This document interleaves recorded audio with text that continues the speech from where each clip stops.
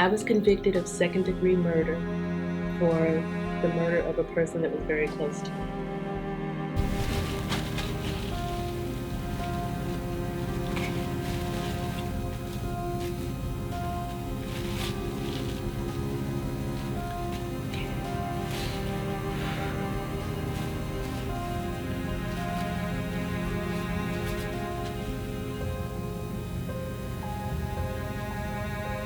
This documentary is about women who have been convicted of murder. Tell me about your commitment offense. Murder. They charged me with murder, and I was in jail for 5 years fighting it.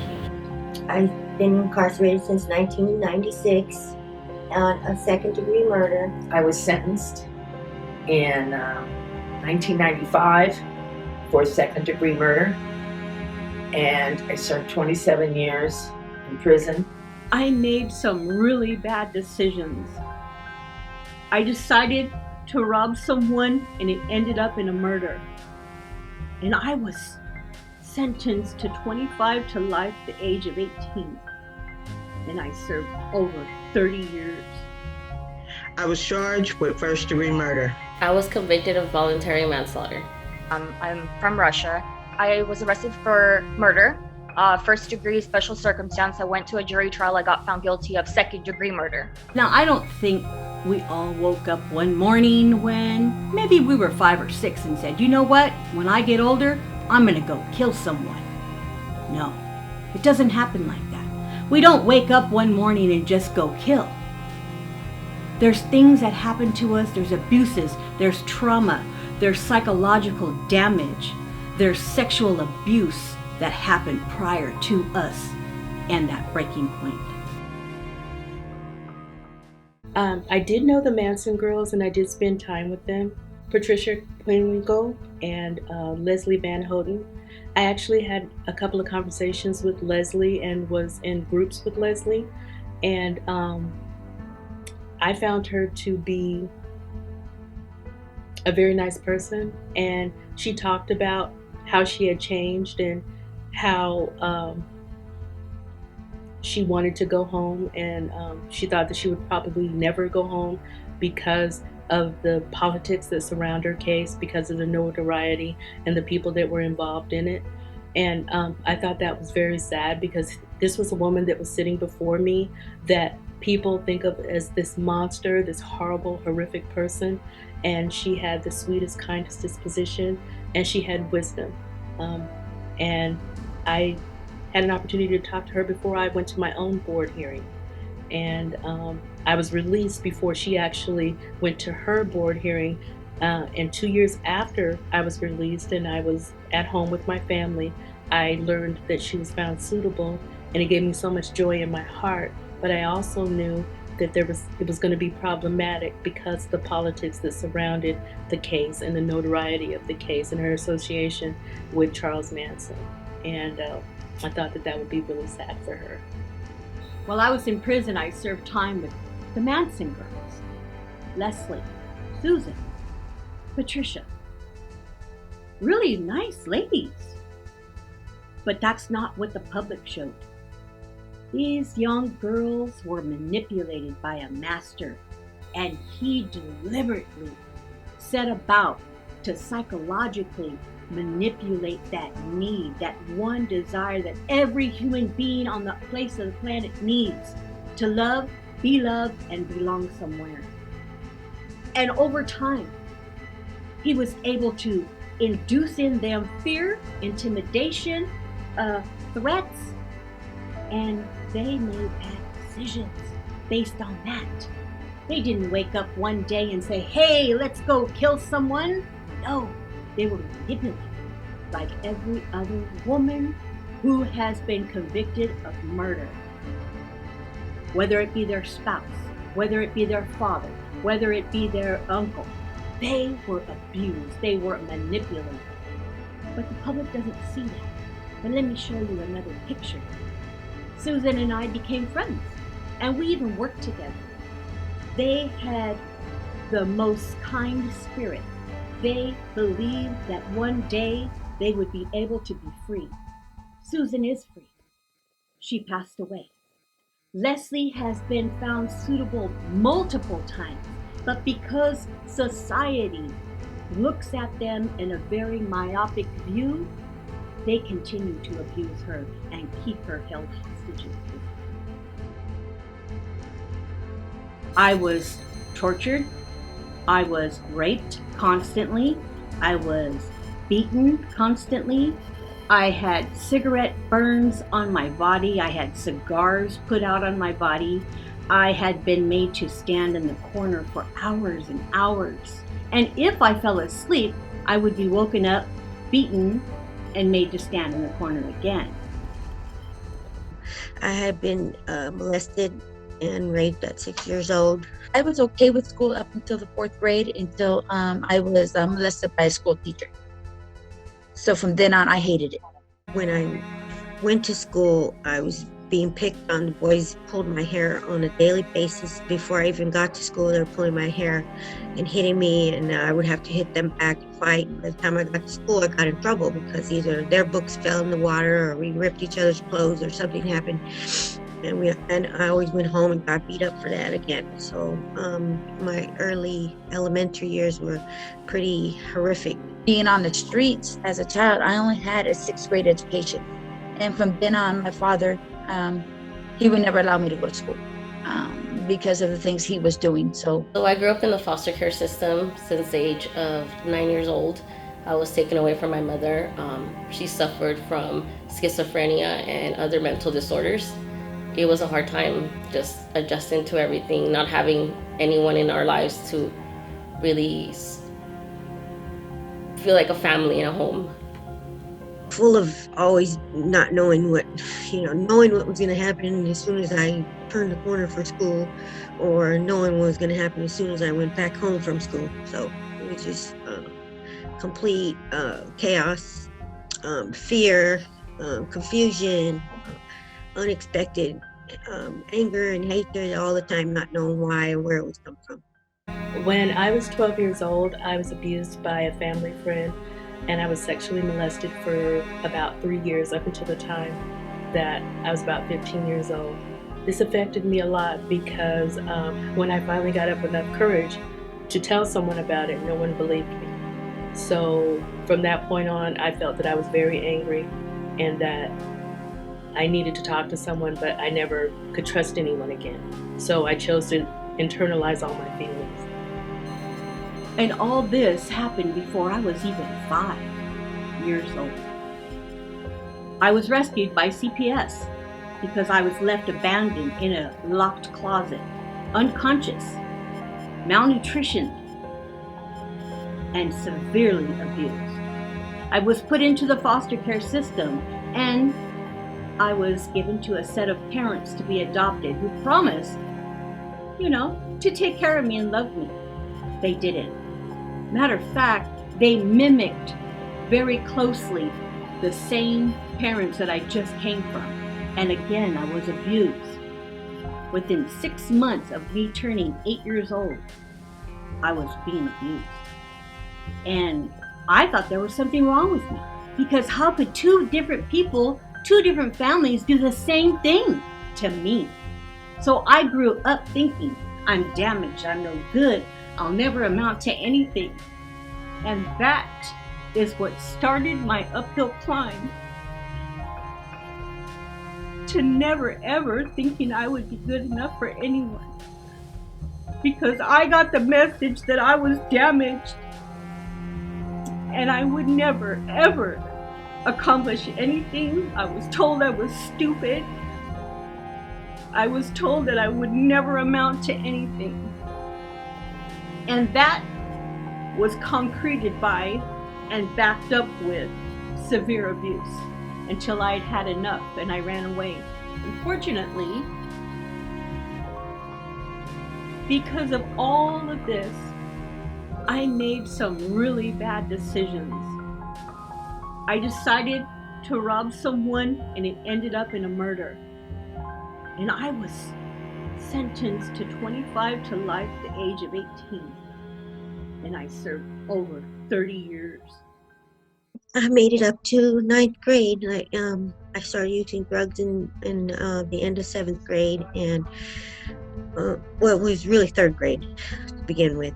After the molestation and the rape at 6 years old, and the witness, my sister's rape at 7, and my mother's also was raped. After all that, around 2 years later, I started drinking really bad, stealing alcohol from the markets and drinking at school because I was tired of being beat up and my hair getting pulled. So I stood in the bathroom and drank all day.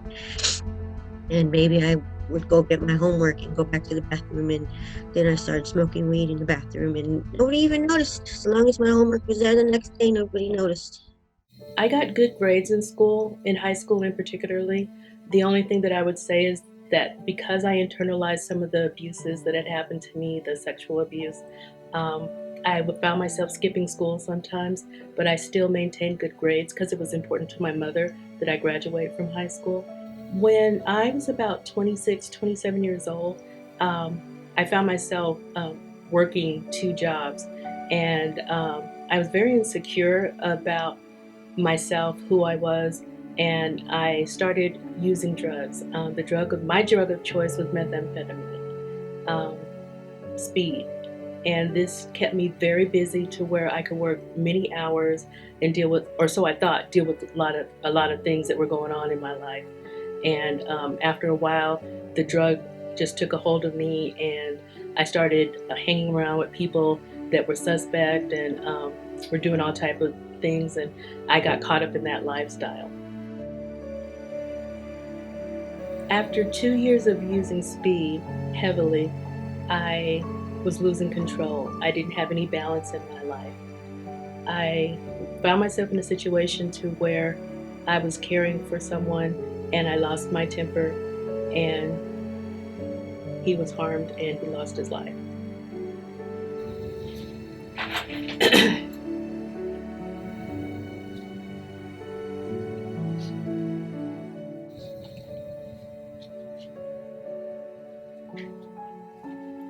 Okay.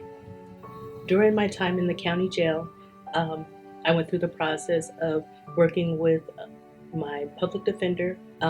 Ultimately, I took a plea bargain for a 15 to life sentence. So I was 17 years old. I ditched school with my friend at the time, and we were just hanging out, being high school kids, and we decided to have her cousin pick us up to hang out because he drove, and basically we got picked up.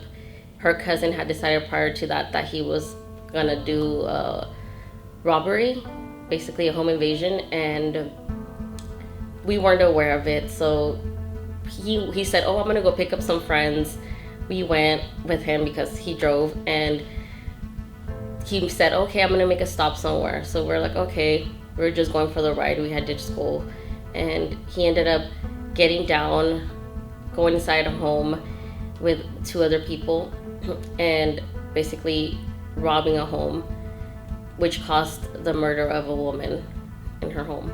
I didn't know what happened after everything had happened, and they had basically murdered this woman. I was told after the fact, when everything had happened, when basically I got home, that something had happened. And as I was watching the news that night, it had stated that someone was killed in that home that we had stopped at, and that's when I knew that a woman had died. So I think it was like about a week later, they came. They had went to them first. I guess they were looking for my friend's cousin, and then they had gone to her, and she had told me, like, they're gonna come and ask you questions and just like try to get information about what happened, because they're looking for them, for her cousin and his friend.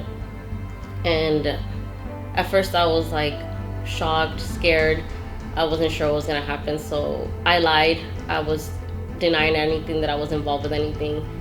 And then they said that they just wanted to get more information, and she told them everything that happened. And then about a few days later, they picked us all up. But before that, her cousin had told the police everything about what happened inside the home, and he ran away. He basically went to Mexico, and he was on loose. They were trying to find him, and then they arrested all of us. They charged me with 187 first-degree murder. They were charging me with gang enhancement because one of the people that was, or her cousin and the other person involved were gang members, which I didn't know at the time either. And they also added other charges that had to do with weapons that were involved in the murder, which were later dropped because they realized that I had nothing to do with the actual murder. In total, I took a plea deal and I got 6 years, and I served 3. I was drinking and using drugs and codeine. It was prescription, but I was taking them out of context. And I was a battered woman. My boyfriend and I were fighting. I just got out of the shower and we were fighting. And when he liked to beat me, he liked me to beat me naked. So he told me to take off my robe, and did. And I broke the lamp so he couldn't see me to get to me. And I tried to crawl out the window, second story window, because we got kicked out. I got kicked out. And he grabbed me back in. And then I got away from him and I went to my friend's house, apartment, and she let me call the police to get my clothes. And so I did.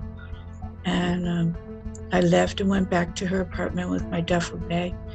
And she didn't smoke, so I made a few calls to see if I could get a cigarette from somebody. But the people in the apartment weren't there, and my other friend wasn't home either.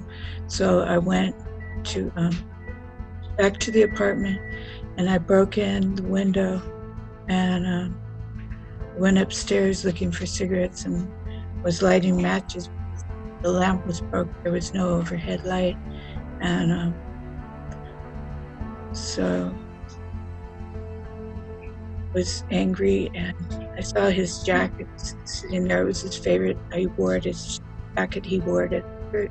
And I placed the match right there and slammed the door and walked out. I didn't look to see, like, I was just careless. And I went downstairs and noticed there was a fire. And so I tried to put it out, and somebody told me that there was somebody upstairs. They saw me in the window. So I got a bucket of water, and I kept trying to put it out, and I couldn't. Police came, and they said they got a call for a burglary, and that would have been me breaking the window. And I said, there's people trapped up there. And so the police officer helped me try to go upstairs, but the smoke was too thick, and it drove us down. And they had to form a chain of 6 people to pull me out because I was still trying to get, up the stairs. And they put me in the squad car for my protection. And then they finally let me out when I saw an ambulance come, and I went to the ambulance. And I jumped in, and the ambulance driver said, if you're being seen, you can ride with us if you're not. So I just ran to the hospital and found out that one of them died, and the other one was being flown to the hospital. And I saw the father there, and I told him I was sorry. And I went back outside to smoke a cigarette, and the police brought me in for questioning. So that's how it. And how long did you spend in prison for that? 39 years. What did they charge you with? 2 counts first degree and 2 counts of arson run concurrent together instead of consecutive. I was awake 11 days in my household, and somebody woke me up when I finally fell asleep on the 11th day, and I beat the person until they died. I was in California then, left Pennsylvania, was in California, got involved in drugs. It was a crack epidemic. I got involved in that. And on top of my mom, I had lost my son. And before the crack, then I got on crack. And had a friend. We were partying, and he got drunk. There was a bunch of us. There was other women too. and he got drunk and tried to assault me. He had an ice pick, and we tussled and fought, and I got a hold of the ice pick, closed my eyes, and swung one time, and I hit him dead center in the heart. The people in the room said, "You better leave, you better leave." I took the ice pick with me and wiped it off because I knew some, and I threw it under in Pasadena under this viaduct kind of thing, and I went home. I seen the police coming. I went outside. I told Dennis, who is my husband. I told Dennis, I said something bad happened and I'm in trouble. The police came, but they didn't come after me. They came after Dennis. They put him on his knees with guns to his head, and I kept saying it wasn't him. I said it wasn't him. I said, "You're looking for me." They never handcuffed me. They never did none of it. They handcuffed him, but they never handcuffed me. And then they put me in a car. And they had somebody come down and identify me. I was arrested for murder. First degree special circumstance. I went to a jury trial. I got found guilty of second degree murder. I did 15 years, got found suitable last year. The governor reversed it, got found suitable again. And this time I'm here. Basically, I was 18. I met this man on a chat site. It was a Russian chat site called Padarak.net.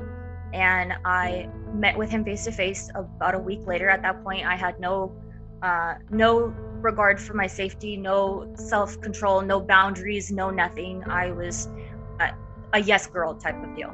Very promiscuous and just willing to do whatever to piss off my parents. Everything they told me not to do, I was doing it. So I'm meeting these guys, sleeping with the half of them, hanging out all hours of the day, just being out of the house, because in my mind I was very young-minded and naive to the world, and I had built this picture that my family, like I was the black sheep, but my family had rejected me. So I was looking for love and affection in men and girls and whoever would hang out with me and invite me anywhere. Well, he invited me to hang out and then wanted to drink, and I went along with it, and I invited him to my house, to my room, and then after we started drinking, I blacked out. And the next day I woke up and I was fronted off to my parents because they're uber Christian and trying to basically lead me down that same path, and I was rebelling against it. In Russia, we weren't allowed to practice Christianity in the open, especially with us being minors. We had to hide the fact that we would go to church. We were living with poverty, and when we came here, it was like we have money and we have jobs, and Christianity is like all out, everything Christian. And so I was doing everything opposite. And so when I got caught, I was very ashamed of it because I knew what I was doing was wrong. So I started lying because in my mind, at that time, I justified it as, if I say I'm a victim, then I won't be judged as a hoe, because I couldn't admit to myself that I relied on alcohol at the time to basically give me permission to be myself today. Like, I didn't know how to be myself without it. So what happened? Well, I started saying he raped me. And so I found out he was bragging about it. He made a bet with another one of my ex-boyfriends who called me and told me about the bet because obviously he wanted to win it. And I got angry and became like, I blew it up in my head that if he told him, then he's going to tell everybody. And then I already had one guy who was marriage material in my eyes, who broke up with me practically for not being a virgin. So I was trying to cover it up. And the more I tried to cover it up and the more people I told, nobody seemed to give a damn because they knew what I was doing.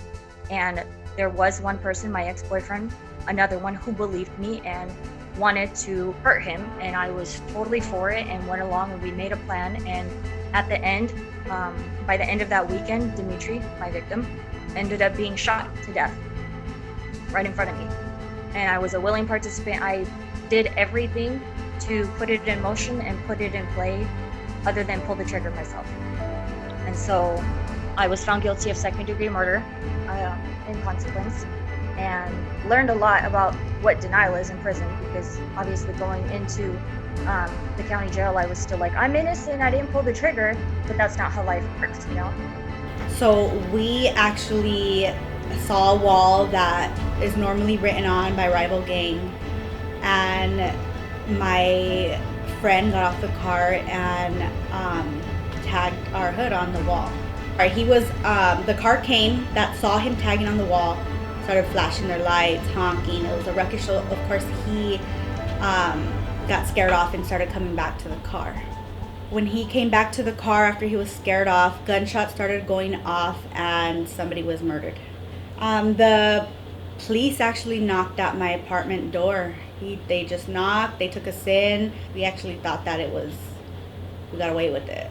Or we didn't even know what happened until we started hearing on the news what was going on. No, we didn't even know it was a woman. We didn't know who was in that car. In our minds, we thought it could have been, a rival gang.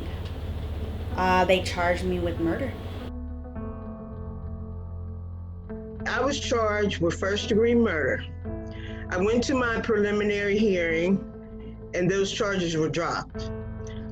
They then charged me with second-degree murder, and the case went on from there. And 9 months after that, I went to trial. So we go to trial, and it took about a month and a half, and I got a hung jury. When there was 3 men who found me guilty, 3 women who said found me not guilty, and the rest were undecided. After that, I went back to my cell in Twin Towers, and I get a call, and she says, "Now we can fight this, or we can take a deal." And I told her I don't have no more fight in me. I took a plea deal for 12 years, and I served 10 and a half years. I was fighting my case for 5 years in the county jail. I was in lockdown for 23 hours a day for 5 years as I was fighting the case. Mentally, it's always a mix of emotions. When you look at the majority of the people who are in those kind of situations, they lose, they get life in prison. It's kind of seems like it's handed out like candy. And so I have that, like, man, I'm never gonna get out. I'm gonna get washed up, I'm gonna do life. But on the other hand, you do hope. We're in a cell 23 hours a day. It's the same old thing. Nothing is different. Going to court is like our field trip. We get to get on the bus, we get to see other people, we get to look out the window, see outside. Even if we get lucky, we get to see the moon. And then going to court, you get to see people in the audience, your family, your friends. When I was in my cell for 23 hours a day, I would read mainly books, devour them. And if I got a letter, the other person got a book back. I just wrote and wrote until I couldn't anymore. And that was mainly it. Sleep, pray. When I came out for that 1 hour program, it was main thing shower, because we can go on lockdown at any minute, where as soon as you come out, they lock you back down and you don't get a shower. So main thing shower. Then after you're done filling up your water bottles, getting whatever you need to get before you go back in, if you have some leisure time, to watch TV, to look for a book through the crates, to make a phone call home. I was tired. I wanted this to be over with, and I knew I could not go back onto the streets of Pasadena. Everything that I was involved in was still there, so that wasn't going to change. And so I said, okay. She said, "Lisa, you will do fine."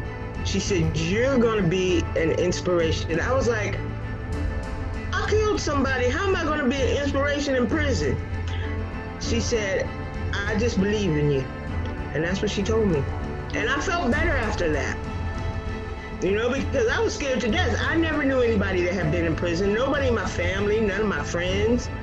I never knew. All I saw about prison was on television. When they were ready with the verdict, of course I'm thinking the worst. I'm hoping for the best, but expecting the worst. And they came out with not guilty on the murder, but guilty for street terrorism, which was only like 3 years. It was way better than life. 5 years, so I maxed out on my time. I was able to get out at my sentencing in court. I didn't have to even go to prison. I didn't have parole, nothing. I was just in tears, and when they were saying the verdict, you couldn't hear a pin drop. The courtroom was so quiet. And once they said it, of course, I was bursting into tears. My mother, and I can hear people in the audience. What they say? Who was there with my mother? She was from church. What did they just say? They couldn't believe it. It was awesome.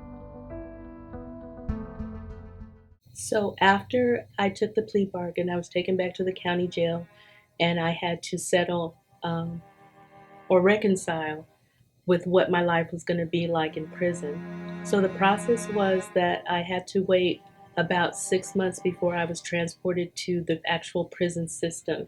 At the time, I didn't know the difference between county jail and prison. I had no idea what was ahead of me. So we were placed in shackles and placed on a huge, what I want to call a cattle bus, because it was huge. It had all these fences and things around it. And we were shackled. We were taken to the prison. We were undressed, deliced, and showered.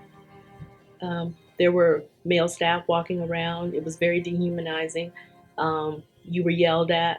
You were given a number. I was no longer who I knew myself to be. I was a number, and the state emphasized that I was a number and that I was to memorize that number because that's who I was from that point on.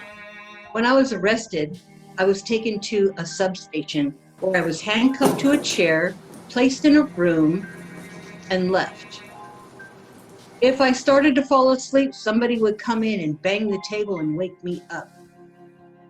Trauma, right all over again. The same kind of trauma that I endured 2 years prior.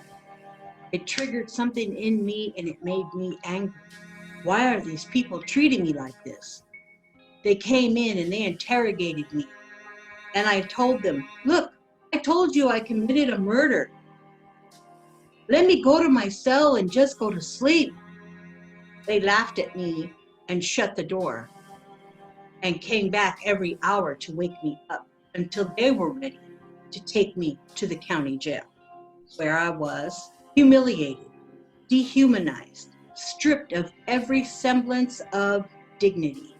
When I was taken to state prison, I was scared.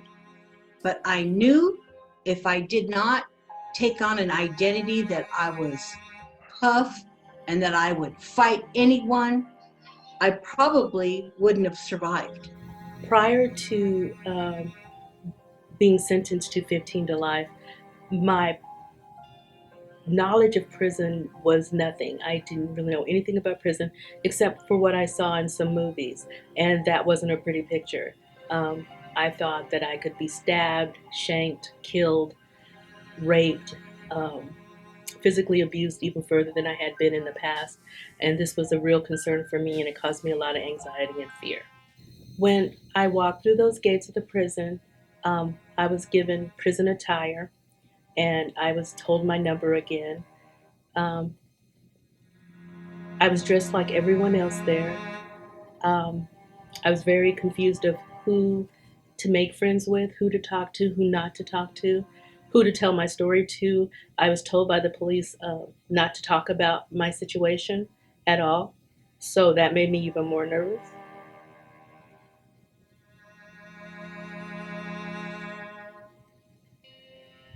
I ran that prison for 10 years. I was a shot caller for the negative. I decided to turn that around and be a shot caller for the positive. So the prison environment was very loud. There were clanging doors and slamming doors. Um, there were officers yelling up and down the hallway. There were inmates yelling through the vents at each other. Um, the doors would pop open um, periodically for meals and for yard time. Um, I found this really difficult to deal with and to cope with, so I spent most of my time in my room. I didn't know what to expect from the prison system, but I do know that what I witnessed were people using drugs, people having their property confiscated, um, other inmates stealing from each other, fighting over relationships, fighting over drugs, fighting over canteen.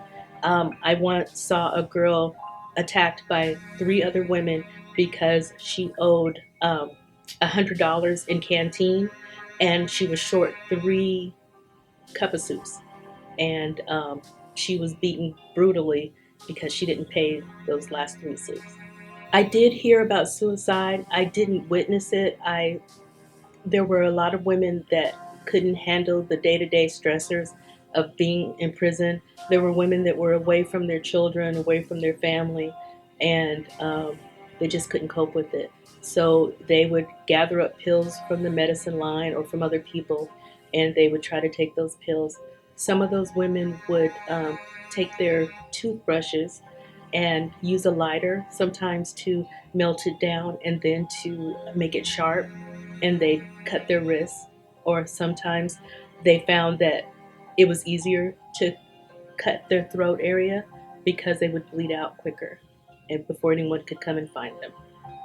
I became respected by guards and inmates, custody staff, even the warden. And I utilized that respect in a positive way, became a mentor, became a sponsor. I became an educator. And that is what helped me get out of prison. That was what I really wanted, was to be respected, was to be accepted and belong somewhere. Not because they feared me. The mothers in prison, it's a different dynamic for women than it is for men, because most prisons are situated very, very far from populated areas, and most women don't have the opportunity to visit their children as much as they'd like to. Family members tend to visit male inmates quicker than their the female counterparts of males, because it is very far. Um, Children get really cranky and upset, and they want to see their mothers desperately. The situation about what you wear, the colors that your children wear, um, you can be turned away from a 4 hour drive to where your family drove 4 or 5 hours to see you because the kids didn't have a change of clothes, or they were wearing something that was black. And black and green and tan are colors that are not allowed in the prison for the inmates, because that's the colors that the staff and the guards wear. Um, Taking young children on long trips is also difficult and expensive, and you usually have the primary caregivers for those children as the grandparents, and they're a little older, so it's more difficult for women that get these visits. You had the vast majority of the union correctional officers that basically would think of you as a number, that you were not human. They would talk very rudely to you, use profanity. They let you know on almost a daily basis that you were nothing, that you were a state number, and that they were in control of you, and that you did what they say, or there were going to be problems. And sometimes those problems manifested into other inmates brutalizing you if you got out of line, or if you said something sarcastic, or if you didn't do what a prison guard told you to do. There were relationships. I witnessed a lot of relationships between male staff and correctional officers and the female inmates. Also, there were staff there that, even though there was a small number of those staff, there were staff there that had compassion and treated you nicely, and encouraged you to, keep your head up and to do your time. So during my time in prison, I never thought that I would be in there for the rest of my life. So that gave me a glimmer of hope. There were some other like-minded women that thought the same way. They thought that we have an opportunity, we have a chance to get out of here.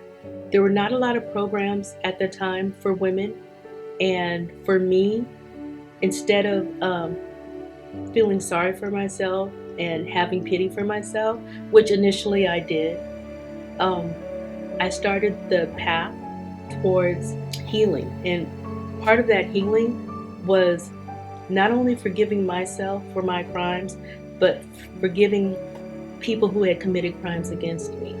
And I started reading more books. I started thinking about higher education. So a group of us women got together, and we wrote to attorneys, and lots of attorneys, and most of them did not respond to us, but a few of them did. And one of the attorneys in particular wrote back to one of the other ladies and started a correspondence with her. And she got permission from the prison to come in. And she started a program where it started with 16 lifers. This program was called Prison of Peace. And the class taught um, communication skills, listening skills, and mediation skills.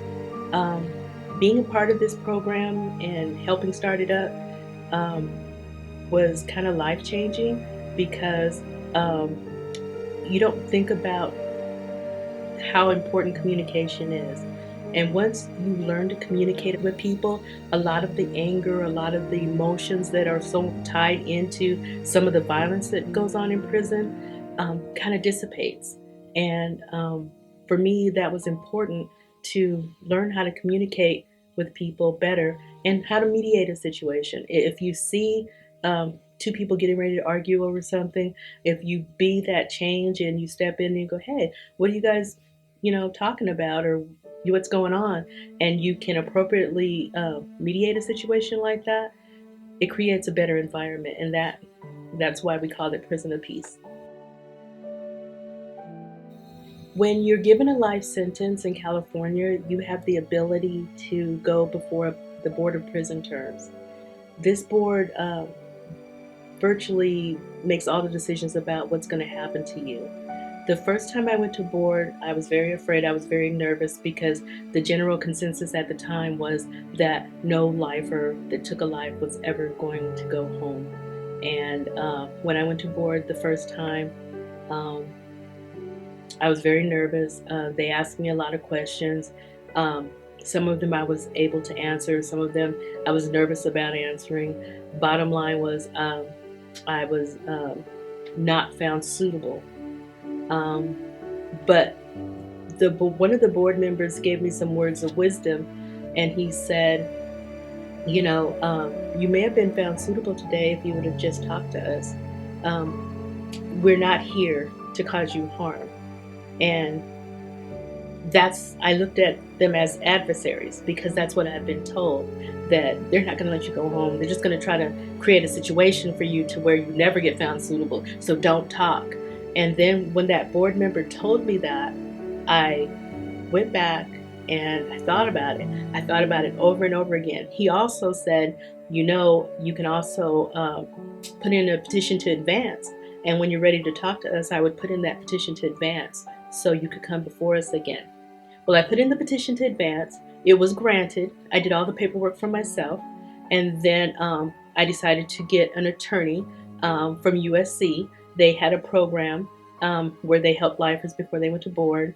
And they initially turned me down. They said, oh no, well, it's too soon. You won't be able to. So I told them I had already received an answer from my petition to advance. And they said, really, how did you do that? I said, well, I did it on my own. And then so they came and visited me, talked to me, and I went back to board within a year, and I had a new panel of people, but I talked to them about what was going on in my life. I talked to them about my past. I talked to them about the committed offense, and I talked to them about how I had grown during this time, and they saw it, and they found me suitable. Going to board to be found suitable for parole, I had to do that multiple times. 1985 to 2010, I went every 3 years. Then in 2011, I was found suitable for parole, but the governor decided to deny me, and I had to wait, and I had to go back to work.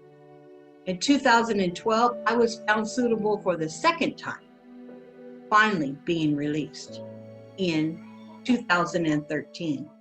So when I was found suitable, I couldn't believe it. I was very happy. I was called from my room by the officer, and he said, they want to talk to you. And that's when they gave me my walking papers and told me that I would be going home in 2 weeks. Okay, so did you go back and get your GED? While I was in prison, I got my high school diploma back in 2012. So tell me about that. That's pretty amazing that. It was, especially when I was going through trial and stuff.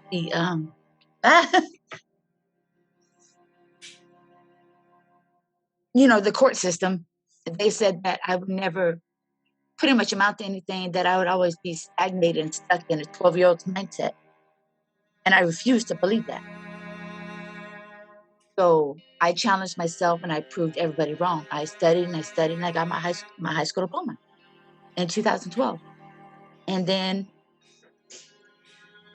in 2000, I believe it was 16, I enrolled in college and I got my AA in behavioral science, and I finished it. And I'm the first individual in my family to finish school. Education is key to everything.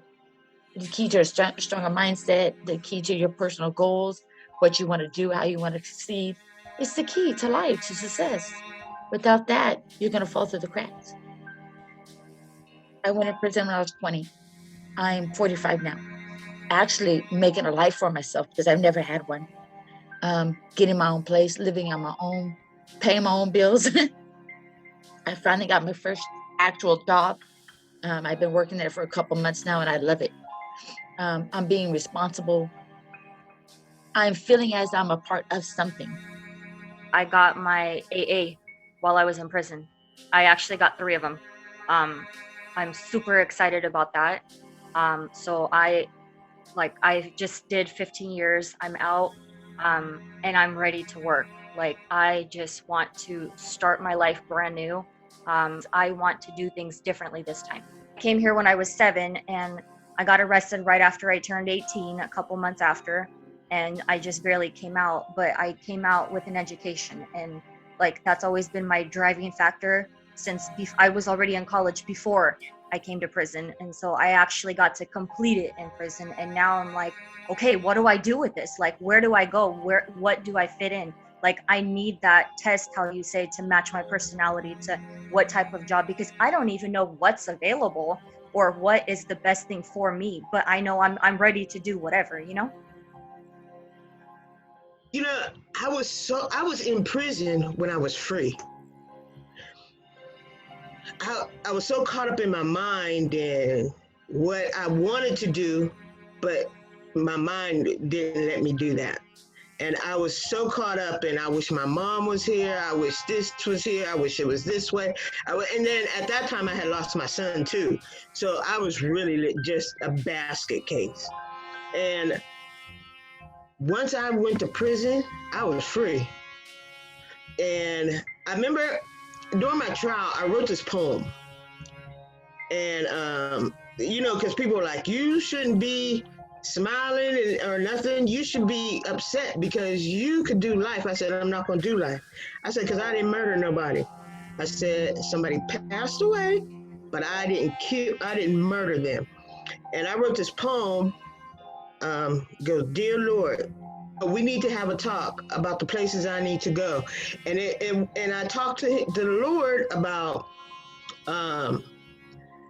what I've been through, and that if he walked with me, I would walk with him. And I wrote that on the wall of my holding cell while I was going on trial. I got out last September, and re-entry has been difficult. A lot of challenges. I never used a cell phone. I knew what a laptop was and I knew what Netflix was, but I had never seen them myself. Last night we went to my first movie I'd seen in 27 years. We saw Godzilla versus King Kong, and it was marvelous, fantastic, all those things. I've loaded Netflix. I can now do loading homework. I'm Googling. I would be shopping, but I don't have any money. But it's still there for me to look at. And it's like, it's the Wizard of Oz. It's Oz out here. Maybe I'll cry, thank God. I didn't wear any makeup. There's good people in there. We're not who our crimes are. We are good people. We have children, grandchildren. We missed a lot of life. So when we hit freedom, we think we're going to hit it running, but there's so many obstacles. You have to get your ID, you got to get your birth certificate. All that stuff is not easy. But what happens is if you have something positive to focus on, God, my children, my grandchildren, I want to strive for them. Most of what I do is for me, but a lot of it is to prove to them that I am a different person, because of it's hard to accept someone back into your family after 27 years, especially when I was not the greatest member in the whole wide world, but my children have accepted me back. So all these little certificates and things, they get all excited. So thank you. When I first got out, I just took out nature, the sunlight, the birds singing, everything just kind of seemed like it was a fantasy world. It was so beautiful just to hear nature. And then Liba was there when I got released from court, and she said, "What do you want for your first meal?" And I said, no, she said, "What did you crave the most while you were in jail?" And I said, "Salmon and Subway sandwich." So she said, "What? Let's go have both." And it was just great. Everything was just so, like, you had to eat, you had to savor it, like slow motion. I was basically in slow motion, just kind of have a new perspective on it and just appreciating it as I take it in. I was on parole at the time, so my parole officer introduced me to a new program that was starting that was called the Reintegration Academy, and it was supposed to be a good opportunity for people who are on parole to kind of get reintegrated back into society and just find a way back to like figuring out what they wanted to do. So then my parole officer was like, "You should do it. I think it's a good idea. It's gonna help you."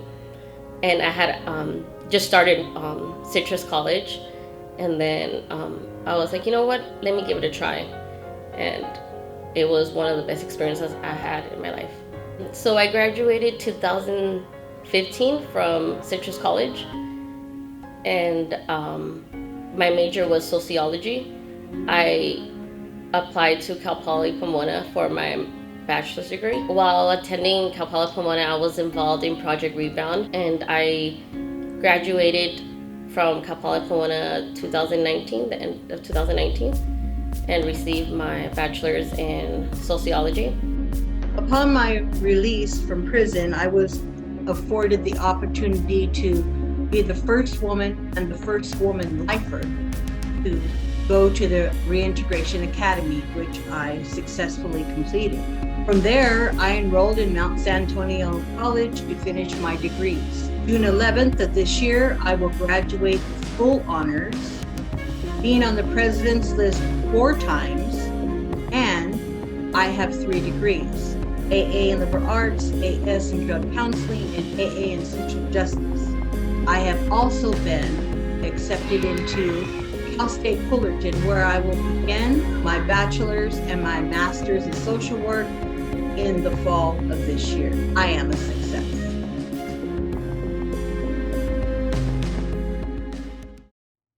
You know, you think as a Black woman of my age, you think you know everything or you know a lot, but you don't know some of the things that I was taught. And so I wanted more. And that's why Ethnic and Women's Studies at Cal Poly was so enlightening to me. Project Rebound gave me a place to study. I would go on campus at like 10 o'clock in the morning. I would go to my first class, and then I would come back to the trailer, and I would stay there until usually my next class would be like at 2, 3 o'clock in the afternoon. And so I would do all my homework in that trailer, and it gave me that camaraderie with the guys. And because at that time I was the only girl studying there, and I would sit in there. We would cook together, we would eat together, try different foods together. You're involved in so much right now, and you're inspiring and empowering and transforming people with your own example. So going from the depths of where you were to where you are right now, how does that feel? So for me, coming from where I was, which was very low, I felt like I was in a pit and I couldn't climb my way out of it. Examining my past, healing and forgiving allowed me to climb out.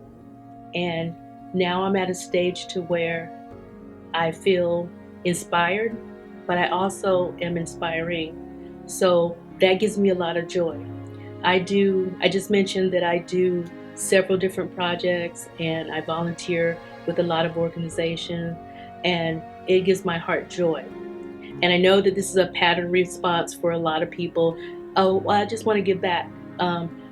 I literally do that. I give back every day, and I try to take the opportunity to, even if it's just buying a person a meal and seeing the joy for someone who has been eating prison food for years and decades, and to buy them a big juicy steak with a double stuffed potato and watch them eat it. It gives me joy. To give them a gift card or to give them some wisdom to help them get through the days that they're definitely going to have to get through when they first get out. My advice to them, to almost anyone that gets out, I'm like, enjoy your first 6 months, because you'll never get that first 6 months of freedom back. So don't worry about your job. Don't worry about your family. Don't worry about your kids. Don't worry about anything. Enjoy your first 6 months out. And then from that point on, start your plan and start your network.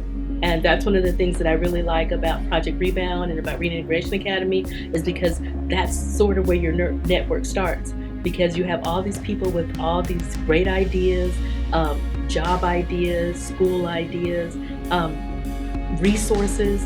And when you have that network, you can't go wrong. Because I could see along the way you do get some support. With most of it in rehabilitation or anything that you want to do to change your life, it all comes from you. You have to stand up on your own and do that. And sometimes that gets tiring. So when you meet people like the people you meet in reintegration, and it's definitely a little bit of a lift off your own shoulders, because they are definitely supportive and they understand, and they're helping us with encouragement and our own self-esteem and just transitioning, because it's so, although it's exciting and wonderful, it's very scary, it's very overwhelming, and it definitely takes a toll on us. So just doing just so many things, it just opened up a whole new place for me, because I felt we had a lot of limits, and I wouldn't have known if I didn't have reintegration to show me all that stuff. Dennis, first of all, when Dennis is the one that saw that I had a problem with my mother's death, and he told me, he said, you need to deal with this. He said, you're angry and it's not going away. And I was like, I'm not angry. And then it kind of stayed with me. So when I first went to prison, that's why I sought out mental health. Then he would come see me in prison once a month.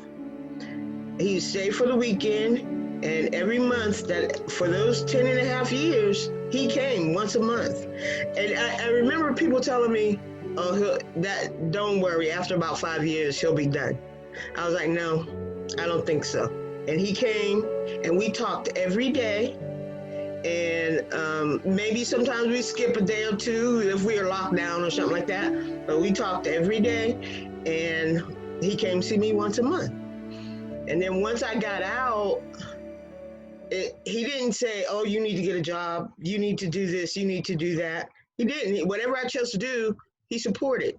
But when I got out of prison, we got married. And it was, we got married in my backyard.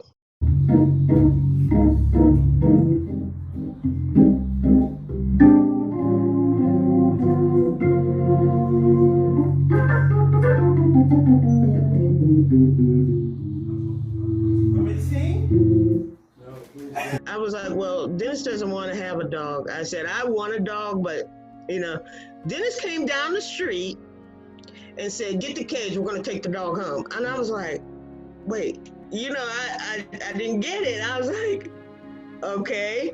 And the dog has made my family, because before that, I remember I hadn't seen, my son wasn't in the picture yet. And then when we found my son again, after 30 years, I was like, oh my God. And so now they're brother and sister, and we got a whole family. Got a dog, a female dog, and my son, and that's their brother and sister. He plays with her. They get in trouble together. I fuss at them both, and everything's fine. We got our family.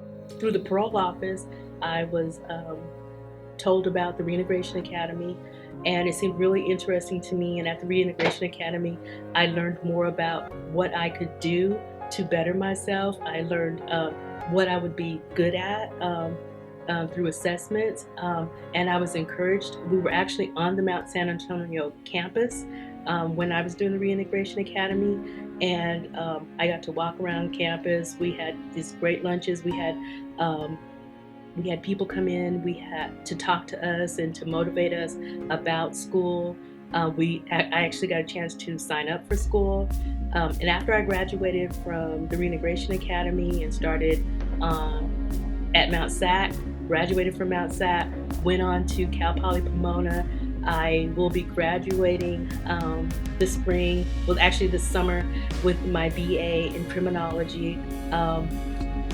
During this whole time, I've been able to be a part of Project Rebound, which is a great organization that helps formerly incarcerated people. It facilitates their growth. They help you to sign up for classes. They help you with your financial aid. They even give scholarships and merit-based scholarships. They have so many different outlets. We have a trailer where we can talk, where we can do our homework, where we can print items, where we can communicate when we're just feeling sad, or when we are having a rough time with the class, and you have other people that are better in math. Like, I'm terrible in math, and some of the engineers would say, hey, let me see what you're working with. So they gave me a tutor, so I was able to pass my math classes, and that was no small feat, but I did it, and it was all because of Project Rebound. After graduating from the Reintegration Academy, I pursued my career in medical billing and coding. I had to start off small in a mom and pop's place and just got some experience, and then kept climbing up until now. That is what I do. I work from home. I work for the federal government. I had plans while I was in prison. I had plans, and those plans, I've exceeded those plans. And I just saw a lady on TV today that got her bachelor's degree. She was 78 years old, and she sat down and she said, and I'm going to get my master's degree. Now, I used to feel kind of uneasy about my age, and okay, I'm going through all this schooling. What am I going to do with it? Now I see that there is a place for me in this society with my education. So tomorrow is about hope. I was also introduced to a program called the Prison Education Project. So we go into various prisons and we talk to people that are incarcerated, and we provide services and educational workshops, and we teach them different classes, STEM classes, healing classes, forgiveness classes, math. There's just so many different things, and it's so huge, and I love being a part of that. I also mentor to youth through the DJJ, and that's something I'm really passionate about, because I know that perhaps if someone would have talked to me or listened to me, or I was able to hear someone else's story about their experience in prison or their experience, and recognize that some of those things were similar, that maybe I wouldn't have gone to the point, or got to the point to where I got to where I was incarcerated. So sharing my story with youth is very important to me. Sharing my success with people who are just getting out and they feel like their life is over, and although they have freedom, they can't reconcile with the fact that they're starting over again.